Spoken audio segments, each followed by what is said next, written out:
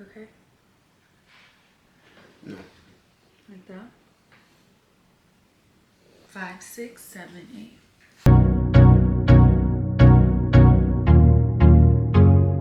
What's up, guys? Welcome to the Nurse Nook. My name is Alexis Nicole.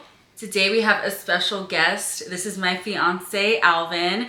I make videos all about nursing, lifestyle, and wellness, and today I coerced my fiance to join in on this video with me. If you guys are not familiar with my channel, I'm a nurse. Currently, I'm going to school to become a neonatal nurse practitioner, and my fiance, Alvin, is a family nurse practitioner. Yes, so he's already a nurse practitioner, but once upon a time he was a nurse, and once upon a time we used to work together. So we're gonna tell the story of how that happened, what that experience was like, and kind of where we are now. So a lot of people assume that we met at work, but we actually didn't. We actually knew each other before we started working together. So originally I actually saw her on social media, and I reached out to her in her DMs and she ignored me. And then so after that, we had a mutual friend who actually introduced me to her, and she was not interested, not at all. And luckily, later on, we actually wound up working at the same hospital, and we just became friends, you know, just casual. And, you know, she would always make it a point to tell me, I'm not interested in you. We were just friends. But, you know, kept pushing through, kept hanging out, and eventually that turned into more. And so for all you guys out there who you know, you're trying with your lady and she not interested, keep trying. Don't be a stalker, but keep trying. Yeah, don't be a stalker. That's huge, but definitely keep trying.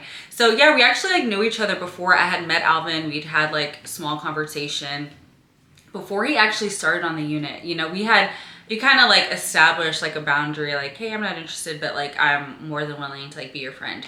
So before he actually started, we had gone out, and Alvin had like asked me and one of our other coworkers about the job, like what to expect. You know, he was a really good nurse, so he was wanting to prepare for the job. This was back when I worked in the pediatric emergency room. So he was coming from, you were at adults, right? Yeah, I was at an adult ER. So he was coming from an adult ER and switching over to pediatric ER. So the difference in adults and pediatrics is like huge. How would you say it compared to like your adult ER experience? Compared to adults, I feel like you can do everything, or for the most part, you can do everything by yourself. And the pediatric ER is definitely a buddy system. You need usually another nurse or a tech to come with you in order to place IVs, catheters, just about everything. Yeah, so it's definitely, I feel like the adult ER is a little bit more, you can work a little bit more independently, whereas the pediatric ER, you need like a friend for everything, because everything is like at least a 2-man job besides like just giving medications. But I think even, because I was previously in the adult ER as well, and I think my stress level from the adult to pediatrics was much, much less. Yeah, I would agree. I would definitely say that pediatrics was less stressful, at least for me. I mean, it goes on to say that, you know, whenever there is a loss in the pediatric ER, I do think that hits a little bit harder. But I would say that the whole system of a pediatric ER, your coworkers, your managers, everything from the ground up is just different. And at least for me, I enjoyed the pediatric ER a little bit more versus the adult ER.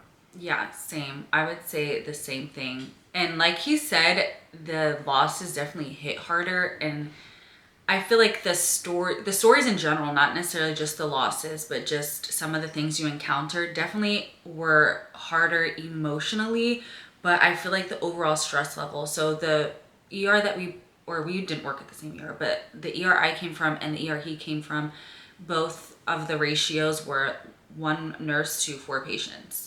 And when we came to the pediatric ER, our ratio was 1 nurse to 3 patients. So that alone was significant. Another thing to take into consideration is also at the pediatric ERs having to deal with parents. Yes.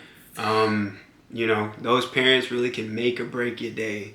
And so there's definitely days where you have an awesome patient, you're doing everything right, but the parent is just flustered and there's really nothing to calm them down, and they really can make your day hard. And so that's really kind of that game deciding factor, I would say.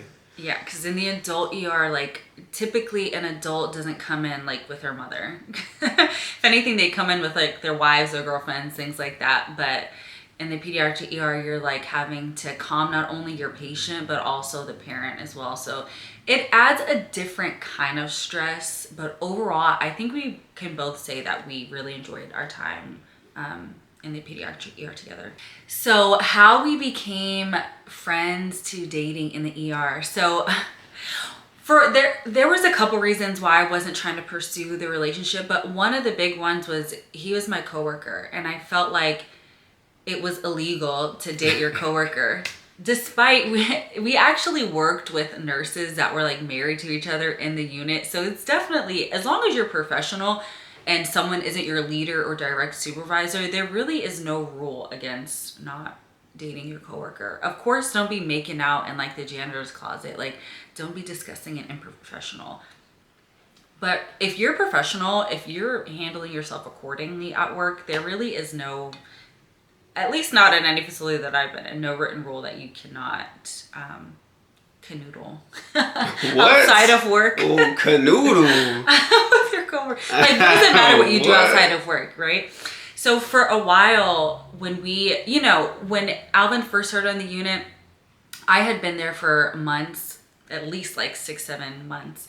And so this was his first time. So, he was orienting, and he would ask me for help here and there, and, I would help him. And we had built a small relationship, like friendship outside of the hospital. So he felt like comfortable to come to me. So we ended up getting really close. He was like my good like work wife at the time.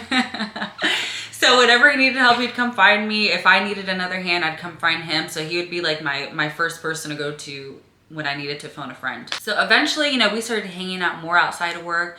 And I'm like, you know what? This guy's not bad at all. He's pretty cool. I like him as a friend. So mind you, we were also neighbors at the time. Like, we worked together, we were coworkers, and we were next door neighbors. Like, the way the stars aligned to hook us up together is crazy. For clarification, when she says we're neighbors, like, my building was here, hers was here. We didn't have like next door apartments. That is next door. Okay. It's not that stalkerish. Y'all tell me in the comments. Yeah. Tell me in the comments below if someone lives in the building next door to you. Is that not your next door neighbor? He wasn't like the apartment next door, but it was like literally my building, a small street, and his building. So like, boom, I could like walk out and like see his building right there. Let me know what y'all think. But we just started building like a really good friendship, and mind you, we worked together. We lived across the street. So, as time went on, we started like carpooling together. We were both night shifts. So after work, sometimes we'd go out for breakfast. We just literally became like the best of friends. We used to talk all the time at work, help each other at work. And so we started like budding like a small little romance eventually. Mind you, this whole time, she's like, we're best friends. You're my best buddy. I'm like, we are not friends.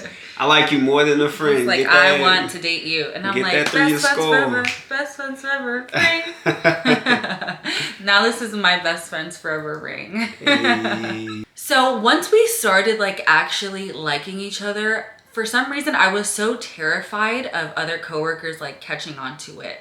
So mind you, we went from like friends talking all the time, helping each other at work, to like, I don't want to be seen talking to him if no one else is around. I don't want to be suspicious.